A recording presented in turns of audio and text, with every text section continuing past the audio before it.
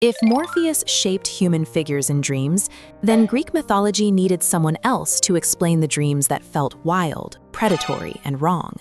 That figure was Phobetor. Most people have never heard his name, which is strange because the experience he represents is one of the most familiar in human sleep. Morpheus may be the famous one, the elegant dream god people remember, but Phobetor belongs to a darker and more physical side of dreaming. In Greek tradition, he is associated with dream forms that appear as beasts, animals, and frightening inhuman creatures.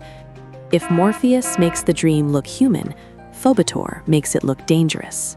That difference matters more than it first appears to, because the Greeks were not casually inventing extra names just to fill out mythology. They were recognizing that dreams do not all feel the same. A dream in which a dead friend speaks to you has a very different emotional texture from a dream in which an animal chases you through a forest, or a monstrous shape appears at the edge of sight, or something with teeth and claws moves towards you without ever needing to explain itself. Those are not just different stories, they are different kinds of fear. And Greek myth is at its best when it notices those distinctions. Phobetor belongs to the fear that bypasses language. He belongs to the side of dreaming, where terror becomes instinctive before it becomes meaningful. You may not know what the creature is. You may not know why it is there, but the body understands danger immediately. The dream does not need to explain itself in words, because the image itself has already done the work. That is what makes Phobetor so psychologically sharp. Many nightmares are frightening not because they are complicated, but because they are primitive. Teeth, pursuit, hunting. Being watched by something not human, a body moving wrong, a predator that should not exist. Those images reach very deep into the mind. They feel older than ordinary thought, older even than the everyday self. Phobetor is the divine shape of that feeling. And once you understand that, Greek dream mythology starts to look far more sophisticated than modern summaries usually allow. The Greeks were not simply saying, dreams happen because of a dream god.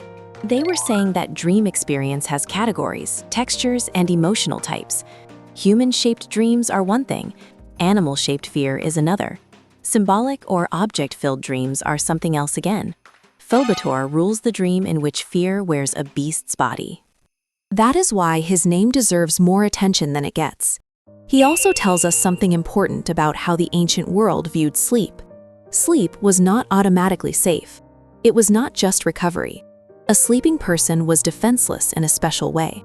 The body lay still while the mind entered another world, and inside that world, the sleeper could encounter things that felt larger, stranger, and more invasive than waking thought. Phobetor belongs to that invasive side of sleep. He is not exactly the same thing as a generic nightmare. He is more specific than that. He governs the forms that terror takes when it abandons the human face and becomes creature, beast, or monstrous animal life. That specificity matters because it means the Greeks were watching their own dreams closely enough to sort fear by image type. That is an extraordinary thing for a mythology to do. It means they recognize that some dreams frighten by imitation of social life, while others frighten by activating something much older in the body. A dream person can manipulate trust, grief, or memory. A dream beast can activate panic before thought even catches up. Phobetor belongs to the second category. This may also explain why he is less famous than Morpheus now. Morpheus is easier to romanticize. Dreams with human faces can be poetic, beautiful, sad, or philosophical. Phobetor is much less graceful. He belongs to the embarrassing bodily side of fear, the side people wake from sweating, breathless, or ashamed to describe because it sounds too irrational when spoken in daylight. But that does not make him less important. If anything, it makes him more revealing. Because mythology becomes most interesting where it explains experiences people do not want to reduce to nonsense. The Greeks did not look at terrifying dreams and say, "This is meaningless because it is ugly." They did something more serious. They gave it a place in the sacred structure of sleep. That place was Phobetor. There is also something haunting in the fact that his dream forms are animal and monstrous. Animals in dreams are rarely just animals. They often feel loaded with force. A horse can become overwhelming. A dog can become predatory. A bird can become an omen. A serpent can become pure dread. The animal dream does not behave like zoology. It behaves like fear wearing flesh. Phobetor rules exactly that transformation.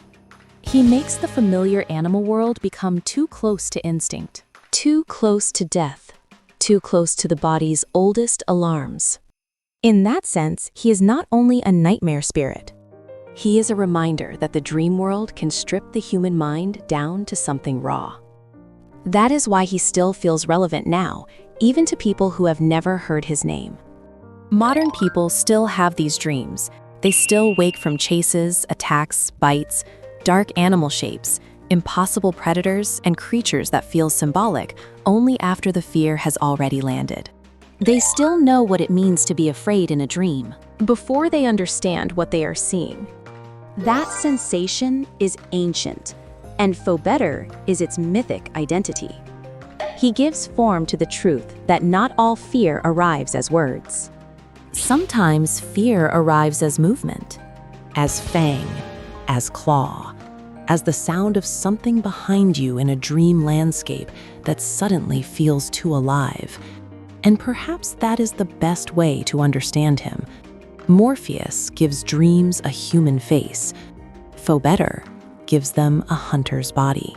Morpheus persuades. Phobetor pursues. Morpheus belongs to dream encounters that feel almost real. Phobetor belongs to dream terror that feels older than reality. That is not a minor role. That is one of the central ways fear enters sleep.